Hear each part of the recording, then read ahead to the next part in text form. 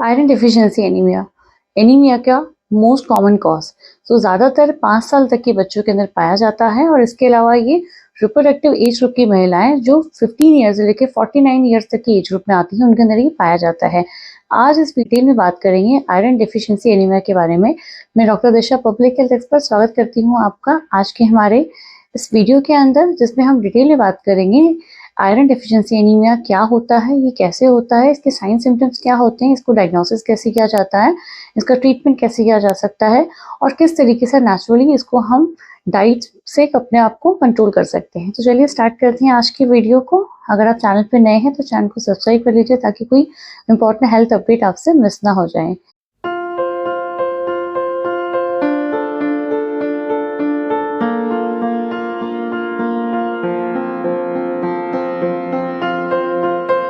Iron deficiency anaemia क्या होता है, चलिए बात करते हैं सबसे पहले इसके इटोलॉजी के बारे में। जैसे नाम ही सजेस्ट कर रहा है, आयरन की डेफिशिएंसी से होने वाला एनीमिया।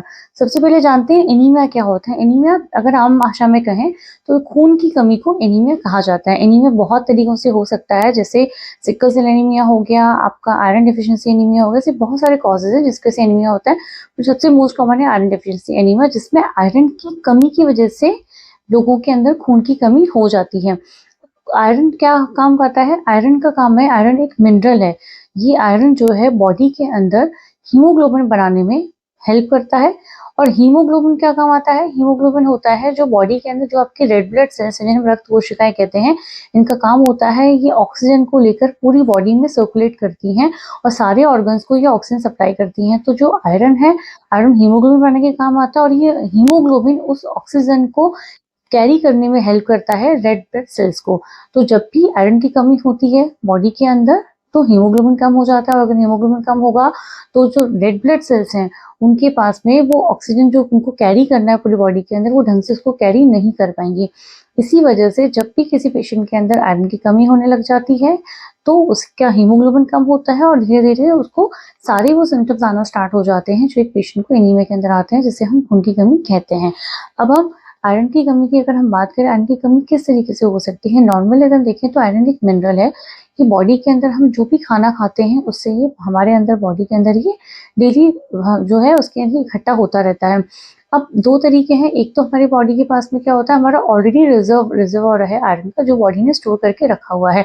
अब जब ये स्टोर खत्म होने लग जाता है और धीरे धीरे क्या हो रहा है, हम ऊपर से उतना आयरन खा नहीं पा रहे हैं जितनी हमारी रिक्वायरमेंट है, तो डेफिनेटली धीरे धीरे करके बॉडी के अंदर आयरन की कमी होना स्टार्ट हो जाएगी। ये तो हुआ पहला तरीका जिसमें आयरन की कमी हो सकती है, जिसमें हम उसको डेली लाइफ पे हम उसको खा नहीं पा रहे हैं या उसको स्टोर को हम रिप्लेनिश नहीं कर पा रहे हैं। दूसरा तरीका ये है, अगर बॉडी के अंदर हम खा तो रहे हैं पर किसी रीजन से ब्लड लॉस बहुत ज्यादा हो रहा है, जैसे अगर हम रिप्रोडक्टिव एज ग्रुप की महिलाओं की बात करें तो जो फीमेल्स हैं उनके केस में पीरियड्स होते हैं, कई फीमेल्स ऐसी होती हैं जिन्हें बहुत ही ज्यादा मेंस्ट्रुएशन ब्लीडिंग बहुत ज्यादा होती है, पीरियड्स में हेवी ब्लीडिंग हो रही है, या फिर किसी के केस में कोई फाइब्रॉइड की प्रॉब्लम हो गई, उस वजह से कोई ब्लीडिंग हो रही है। कोई ऐसा पेशेंट आया है, अगर मेल्स की बात करें जिनके अंदर इंटरनल जीआई ब्लीडिंग हो गई, किसी को अल्सर है बॉडी स्टमक के अंदर, तो ऐसे केसेस है जहाँ पे ब्लीडिंग एक्सेस में हो रही है तो ब्लड लॉस ज्यादा हो रहा है, तो उन केसेस में अगर वो आयरन खा भी रहे हैं डेली रिक्वायरमेंट के हिसाब से, क्योंकि ब्लड लॉस बहुत ज्यादा हो रहा है, तो उन केसेस में भी ये एनीमिया डेवलप हो सकता है। इसके अलावा जो मैंने बच्चों की बात करी थी 0 से लेकर 5 साल तक के बच्चों में, उन बच्चों के अंदर भी एनीमिया जनरली पाया जाता है, बिकॉज जो छोटे बच्चे होते हैं जब वो 0 से लेकर 5 या 6 महीने तक के होते हैं तब तक उनके पास के जो आयरन स्टोर्स होते हैं वो आयरन स्टोर होते हैं उनकी मदर के द्वारा, जो उन्हें जब वो बच्चा 9 महीने तक माँ के पेट में था तो उसने वो आयरन स्टोर्स अपनी मदर से लिए थे। और जब बेबी बाहर आने के बाद 5 मंथ्स का 6 मंथ का हो जाता है तो धीरे धीरे वो आयरन का जो उनका स्टोर है वो खत्म होने लग जाता है, और अब आयरन का जो स्टोर है बेबी का वो नया स्टोर उसका डेवलप नहीं हो पाता, क्योंकि 6 मंथ के बाद अगर बच्चा ब्रेस्ट फीड करता है या फिर फॉर्मूला फीड करता है या फिर बच्चे को कई लोग काउ मिल्क भी पिलाते हैं, तो इन सभी चीज़ों की वजह से उसके जो आयरन के स्टोर्स हैं वो उसकी इक्वली डेवलप नहीं हो पाते, वो प्रॉपरली उसको नहीं मिल पाते हैं। तो इस केसेस में भी बच्चों के अंदर आयरन की कमी जनरली पाई जाती है, और ज़्यादातर केसेस में 5 साल तक के बच्चों में regarding of any socio economic status, चाहे वो मिडिल क्लास से है, चाहे वो अपर क्लास से है, चाहे वो लोअर क्लास से है, आयरन की डेफिशिएंसी बच्चों के अंदर देखी गई है, उसके सिम्टम्स भी पाए गए हैं। तो चलिए बात करते हैं इसके डायग्नोसिस के बारे में। आयरन की डेफिशिएंसी को कैसे डायग्नोस किया जाता है? आयरन डेफिशिएंसी को डायग्नोस करने का सबसे ईज़ी तरीका है कंप्लीट ब्लड काउंट। आपने देखा होगा जनरली हम जब भी जाते हैं तो डॉक्टर्स एक सीबीसी करवाते हैं जिसमें आपकी कंप्लीट ब्लड काउंट आता है, जिसमें अपनी ब्लड की पिक्चर आ जाती है। उसमें आपका अगर हीमोग्लोबिन कम आ रहा है, अगर हम मेल्स की बात करें, अगर मेल्स के अंदर 13 ग्राम से अगर कम आ रहा है, फीमेल्स के अंदर ये 12 वैल्यू है, प्रेगनेंसी में इस वैल्यू को 11 कंसिडर किया जाता है। इस पैरामीटर्स के अकॉर्डिंग अगर ये हीमोग्लोबिन के लेवल कम आ रहे हैं तो पेशेंट को एनीमिया डायग्नोसिस किया जाता है। इसके अलावा अगर हम आयरन की बात करें तो आयरन के पैरामीटर्स भी हैं जिनको हम आइडेंटिफाई कर सकते हैं, जिसमें आता है ट्रांसफेरेंट हो गया, एक सीरम फेरेटिन हो गया। जो ट्रांसफेरेंट है, सीरम फेरेटिन है, ये वो प्रोटीन्स हैं जो आयरन को स्टोर करने में, आयरन को ट्रांसफर करने में हेल्प करते हैं। तो इनके लेवल्स को भी चेक किया जा सकता है ब्लड के अंदर। इसके अलावा टोटल आयरन फाइंडिंग कैपेसिटी है, उसको भी चेक किया जा सकता है। अगर हम कंप्लीट ब्लड काउंट के अंदर ही हमारे 2 पैरामीटर्स और होते हैं, जिसको हम, एक तो होता है मीन कॉर्पस्कुलर वॉल्यूम, जिसे हम एमसीवी बोलते हैं। अगर पेशेंट को आयरन डेफिशिएंसी एनीमिया है, इसकी कमी है, तो एमसीवी जो है, जो नॉर्मली 80 to 100 होता है, वो जनरली कम हो जाता है। ये इससे पता लगाया जा सकता है। इसके अलावा रेड सेल विथ डिस्ट्रीब्यूशन भी होती है, वो भी पेशेंट का इंक्रीज हो जाता है, वो जनरली 90-20 तक पहुंच जाता है अगर पेशेंट को आयरन डेफिशिएंसी एनीमिया है। तो इन पैरामीटर्स के थ्रू डायग्नोसिस किया जा सकता है कंप्लीट ब्लड काउंट के। इसके अलावा कई केसेस में बोन मैरो की बायोप्सीज लेके उनसे भी पता लगाया जाता है कि पेशेंट को आयरन डेफिशिएंसी एनीमिया है या नहीं है। अब हम साइन सिम्टम्स की बात करें तो वो क्या-क्या साइन एंड सिम्पटम्स हैं जो आयरन डेफिशिएंसी एनीमिया में पेशेंट को आ सकते हैं। सबसे पहले हम सिम्पटम्स की बात करते हैं। इसमें जैसे हमने स्टार्टिंग में बात की थी, आयरन डेफिशिएंसी एनीमिया के अंदर खून की कमी होगी। खून की कमी क्यों हो रही है? क्योंकि जो रेड ब्लड सेल्स है उनके पास में अब ऑक्सीजन कैरी करने के लिए पर्याप्त मात्रा में हीमोग्लोबिन नहीं है। तो इस वजह से क्या होगा कि जब बॉडी के अंदर ऑक्सीजन की पैरामीटर्स, वो ये हीमोग्लोबिन कम है और जो ऑक्सीजन लेके नहीं जा पा रहा है, तो ब्रेन को कम ऑक्सीजन मिल रही है, सारे ऑर्गन्स को ऑक्सीजन कम मिल रही है। तो पेशेंट को क्या हो सकता है? पेशेंट को शॉर्टनेस ऑफ ब्रेथ हो सकती है। वो जब भी थोड़ा बहुत चलेगा, सीढ़ियाँ चढ़ेगा, तो उसकी सांस फूलना स्टार्ट हो जाएगी, जो वो नॉर्मली पहले आराम से चढ़ लेता था, बट अगर आयरन की कमी की वजह से अब वो उसको शॉर्टनेस ऑफ ब्रेथ होगी, उसकी सांस फूलना स्टार्ट हो जाएगी। इसके अलावा अगर हम पेशेंट की बात करें तो पेशेंट को बहुत ज़्यादा फटीग होना, बहुत ज़्यादा वीकनेस होना, थोड़ा बहुत भी काम किया तो उससे थकान होने लग जाएगी, कमजोरी महसूस होने लग जाएगी। इसके अलावा पेशेंट को एक रेस्टलेस लेग सिंड्रोम भी इसमें होता है, जिसमें पेशेंट को पूरे टाइम पे लेग्स में दर्द होता रहेगा, थकान महसूस होगी। अगर हम पेशेंट की स्किन की बात करें तो स्किन जो होगी डल हो जाएगी, पेल हो जाएगी, जैसे कई लोग पीलापन बोलते हैं, प्लस रंग सफ़ेद रंग पड़ गया है, कई लोग फेस को देख के बोलते हैं रंग सफ़ेद हो गया। तो इस तरीके के साइन एंड सिम्पटम्स पेशेंट के अंदर आ सकते हैं। पेशेंट को सिर में दर्द हो सकता है।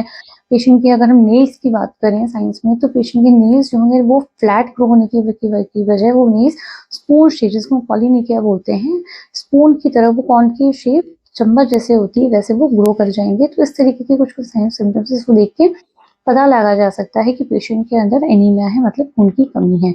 अब हम ट्रीटमेंट की बात करें कि वो क्या-क्या ट्रीटमेंट जो आयरन डेफिशिएंसी एनीमिया को क्योर करने के लिए दिए जा सकते हैं।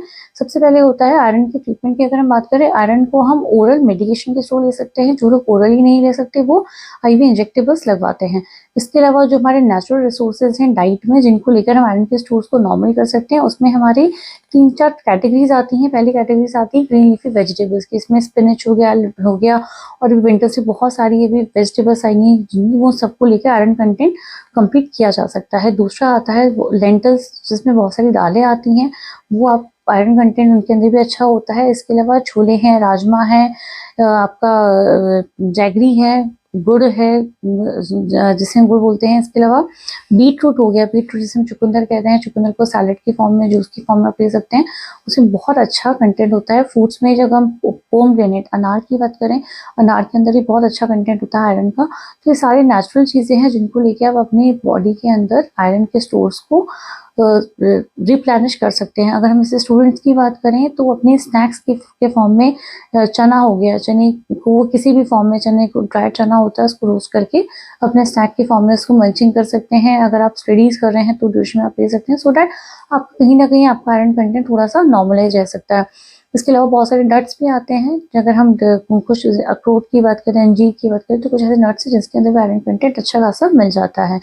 इसके अलावा हम ओरल मेडिसिन की बात करें तो बहुत सारे आयरन के सप्लीमेंट्स आते हैं, अलग अलग फॉर्म्स आते हैं आयरन के सप्लीमेंट्स के, वो दिए जाते हैं पेशेंट्स को। सप्लीमेंट्स में, ओरल मेडिकेशन में बस एक चीज़ ध्यान रखने वाली होती है, लोगों को कुछ चीज़ों का ध्यान रखना है जब भी वो आयरन के सप्लीमेंट्स को ले रहे हैं। जनरली लोग आयरन के सप्लीमेंट्स को लेते हैं तो कुछ मिस्टेक्स कर देते हैं, उस वजह से उनको कुछ साइड इफेक्ट्स हो जाते हैं सप्लीमेंट्स के। फॉर एग्जांपल आयरन के जो सप्लीमेंट्स हैं, आयरन आप बोले लिए तो उन सप्लीमेंट्स को कभी भी आपको कैल्शियम की चीज़ों के साथ नहीं लेना है, आपको दूध के साथ नहीं लेना होता। आपको जब भी आप आयरन की टैबलेट ले रहे हैं तो आपको एम्प्टी स्टमक लेना होता है। बेसिकली जब भी आपने खाना खाया है, खाना खाने के 45 मिनट्स के बाद में आपको आयरन के टैबलेट को लेना होता है और उसको आप क्लीन वाटर से लीजिए। इसके अलावा आप आयरन के साथ विटामिन सी को इंक्लूड कर सकते हैं। विटामिन सी आयरन के एब्जॉर्प्शन को बहुत ज़्यादा बढ़ा सकता है। और विटामिन सी आपको किस में मिल सकता है? अपने आंवला के अंदर मिल सकता है, नींबू पानी ले सकते हैं। इसके अलावा विटामिन सी के भी सप्लीमेंट्स आते हैं, वो लेके आप आयरन के एब्जॉर्प्शन को बढ़ा के जल्दी रिकवरी अपनी आयरन के स्टोर्स की कर सकते हैं। बट आपको स्पेशली याद रखना है, आपको आयरन के साथ में कैल्शियम जैसे मिल्क हो गया, दूध हो गया, इन चीज़ों को आपको साथ में नहीं लेना। इसके अलावा जब भी कई लोग होते हैं, इनको आयरन के सप्लीमेंट से कई लोगों को गैस्ट्राइटिस हो जाता है, किसी को कॉन्स्टिपेशन होता है, कई लोगों को पील डार्क स्टेरी स्टूल्स आ जाते हैं, कॉन्स्टिपेशन है। तो ये सारी चीज़ें आयरन के सप्लीमेंट से कई लोगों को इफेक्ट कर सकती हैं। तो ऐसे केसेस में कई लोग होते हैं जो नेचुरल सप्लीमेंट्स के थ्रू इसको स्विच भी कर सकते हैं या फिर वो इंजेक्टेबल्स भी ले सकते हैं।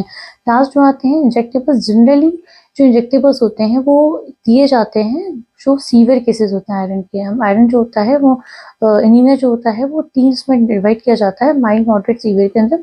सीवियर केसेस वो होते हैं जिनके अंदर हीमोग्लोबिन का लेवल 6 और 7 से बिल्कुल कम आ गया है, तो उनके केसेस में उनको इंजेक्टेबल्स देके उनको फटाफट से उनको इंक्रीज किया जाता है स्टोर्स को। तो ऐसे केसेस में आईवी इंजेक्टेबल्स दिए जाते हैं। और जनरली पहले क्या होता था कि जो इंजेक्टेबल्स होते थे उनके काफ़ी ज़्यादा साइड इफेक्ट्स हुआ करते थे, बहुत रिएक्शंस हुआ करते थे। अगर 100 लोगों ने लगाया है तो ऑन एन एवरेज जो है 8 to 9 लोग जो होते थे उनके अंदर इसके रिएक्शंस होते थे इंजेक्टेबल्स के। बट अब जो नए फॉर्म्स आ गए हैं उसके अंदर ऐसे रिएक्शंस काफ़ी कम हो गए हैं और बस ना के बराबर रिएक्शंस देखे गए हैं। तो इन सारी चीज़ों को आप यूज़ करके अपने आयरन को बढ़ा सकते हैं।